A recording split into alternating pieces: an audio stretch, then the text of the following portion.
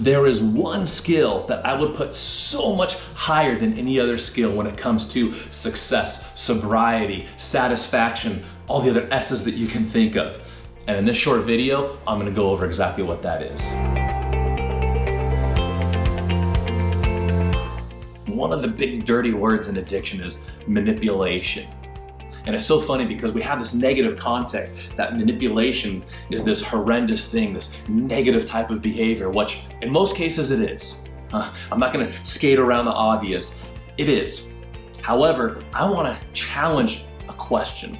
I wanna pose a different possibility that manipulation can be used for good. And that's when, instead of turning it externally, I turn it internally and I begin to look, how do I manipulate myself and use this manipulation for good? When I can look through the lens of internal leverage, we've talked about it before in different videos, external versus internal leverage, but what we're really focusing on is doing whatever it takes at all costs, doing the dirty work inside, the calling out, the manipulation, the leverage, the doing whatever it takes. It's like Einstein says, right? With a big enough lever, I can go ahead and move the world. It's the same thing inside. Once I can explore and find out what that leverage point is, I can use that for good. We tend to want to avoid pain, and we tend to seek pleasure in every decision we make in life. So many times, we tend to believe the lie of it's the triggers on the outside world, it's the experiences or the events that happen that I have no control over, that tank me, that force me back to this old belief system of I have to use to cope, I have to use to numb or sedate, or even suppress. But as we get deeper into this whole lifestyle of recovery, of this growth, of this healthiness, happiness, of seeking out joy and living a fulfilled life, we can find out that it's an inside job and stems in here. Can you imagine a life where you don't have to ever worry about external consequences, external leverage, external discipline coming down on us, forcing us to change? Now, a lot of times that's what it takes in the beginning.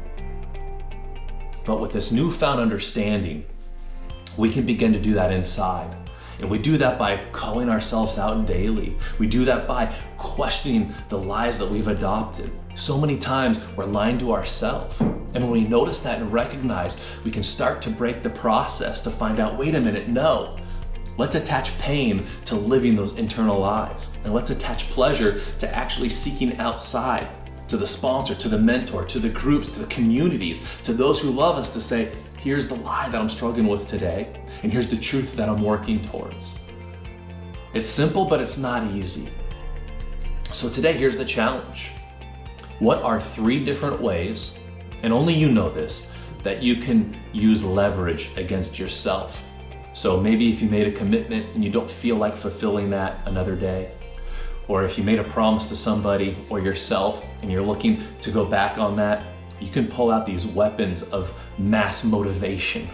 I like that. Weapons of mass motivation. I've got 1, 2, 3 that when needed, I can pull this weapon out to boom, explode, and destroy that thought process, that story that I've just so innocently, if you will, believed up to now. And then I can get back to moving towards the life that I'm working towards today. That's the challenge.